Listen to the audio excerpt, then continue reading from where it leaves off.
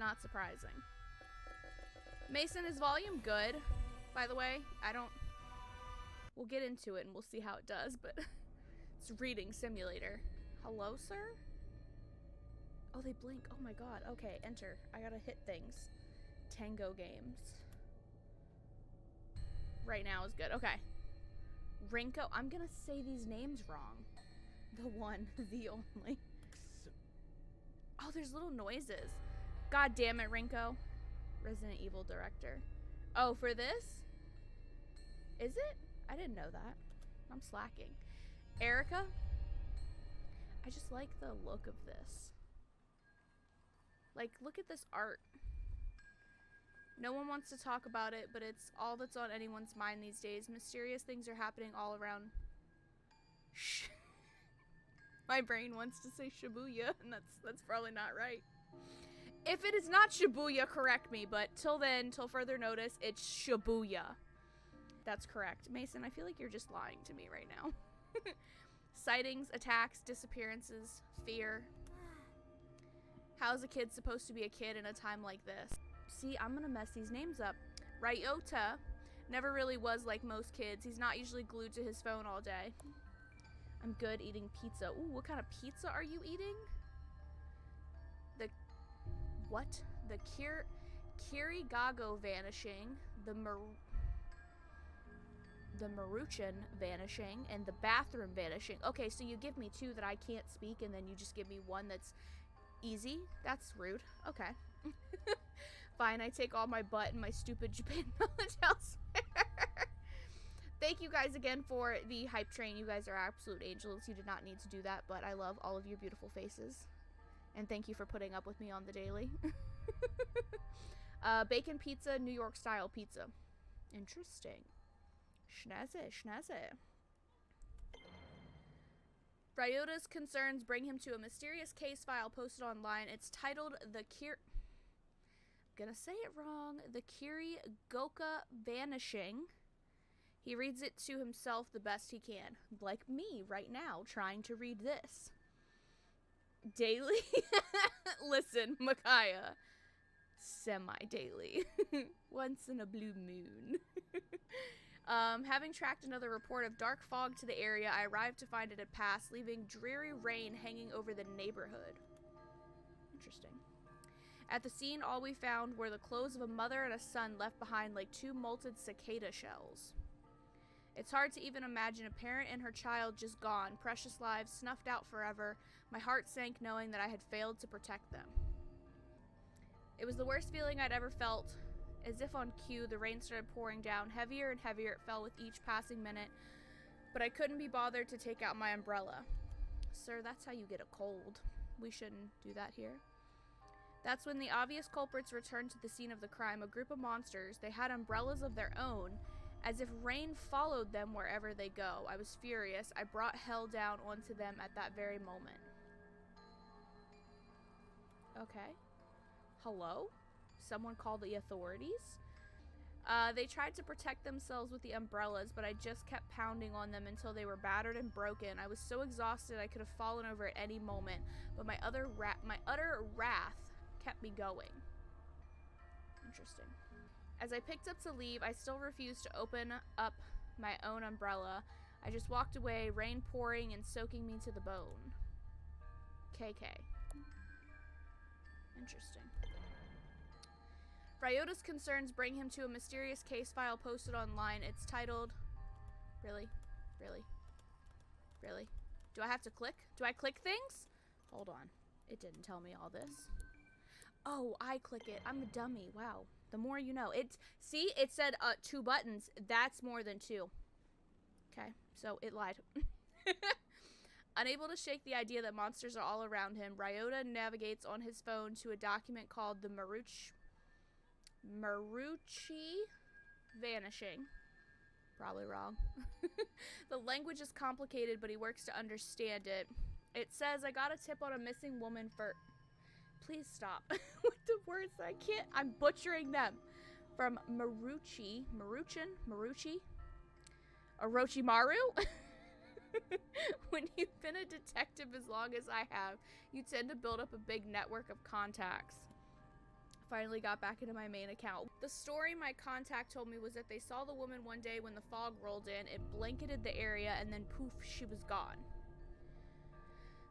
Times like these make me wish a certain somebody was around. Come to think of it, the fog and these disappearances set the scene for when I first met the rest of my crew. Everybody kept talking about folks just up and disappearing, and I thought it was a load of horse shit. Wasn't until I met them and until my encounter that I believed. Ever since then, I've been haunted by what I would have once called hallucinations. Turns out being able to see spirits and monsters isn't fantasy movie nonsense after all. Guess I should be thankful, because otherwise I wouldn't have seen through that monster taking the form of the woman. She made a bunch of red orbs appear that chased me around, but I knew so long as I didn't let myself get surrounded, I'd be okay. She was a nightmare to look at, so I put her out of her misery. Oh, God. When I searched the scene, I spotted a woman's handbag, found the missing lady's ID cards in there, then I came across some clothes that looked like they would have been hers. They were in a little pile, but the way that they had fallen made it clear her body had just vanished. No mistaking whose handiwork it was either. I'd finally managed to get my hands on a solid enough lead to work with. Okay. Wait, what? The other articles disappeared. What the fuck? In these posts, the kid had found something, or rather someone called KK has been looking into monsters in this part of town, a believer just like Ryota. Social media would never lie, and that means KK is an expert, maybe the expert, in all things paranormal. There's only one thing left to do. Having pored over every story, post, and grainy photo about local monsters he could find, Ryota prepares to take action. I'm gonna ask this KK guy to help. Just gotta figure out where he lives first. I wonder, is that gonna be like the main character of our game? Dear Mr. Investigator Person. Interesting. Rinko. Dear Mr. Investigator Person, hello, how are you? I'm not good and I need your help. Monsters got my best friend, Sosuke. Probably said that wrong too. Rinko sits up in her chair. She's zeroed in on one of a dozen monitors from across a makeshift command center stuffed into this cramped Tokyo apartment. Love the character design. I do too. I like the character design of them, and I like the art style. I like that they're very subtly like blinking and stuff too. It happened near the manhole. Please help me get him back. Data flies across the screen, seemingly too much. Charts and graphs, maps and mathematical equations, even social media feeds and open case files. Somehow, through all of those screens and all of that clutter, Ryota's message catches Rinko's eye. Sounds desperate, but it could just be some bored kid trolling us. Calm and confident, Rinko insists on balancing compassion with skepticism in her analytic approach. On the other hand, that manhole is within the vicinity of several recent incidents. Maybe he is involved. She knows what she thinks, but she also knows no one can protect Tokyo all by themselves. Trusting your teammates is the only way to keep everyone safe. I feel like that's a hint, possibly towards the game itself, or maybe just in general for like the reading of like the prelude, like, ooh, foreshadowing. Who is the he? Yeah, so like foreshadowing for the he, and then trusting your teammates is the only way to keep everyone safe. So those two things are like very interesting. What do you make of it, Ed? Ed squints and takes a single deep breath as he turns to the screen. Visual novel foreshadowing. Exactly right? Like, what the heck? He has something to say but holds it back. Technology is easy, people are hard. Instead of speaking up, he places a small recorder on his desk. He presses play, and as the audio begins to roll, Ed turns and walks away. I've heard intriguing stories about so-called manhole girls in Japan, vengeful ghosts of bullied students said to trick other children into following them into the sewer, from where they never return. If any information turns up about such anomalies, I'd be keen to investigate, though I speak purely out of personal interest. It might not be enough to make the rest of my team pursue it without further evidence. Okay, safe to say, since you somehow found the time to record something this specific about a single urban legend, that you want to look into it. Ed is already engrossed in other work. He doesn't respond. He certainly doesn't notice when Rinko rolls her eyes. He rarely does. Probably best we have no idea how you spend your free time, huh, Ed? Does he only communicate through the recorder? That's interesting if that's like the way he talks.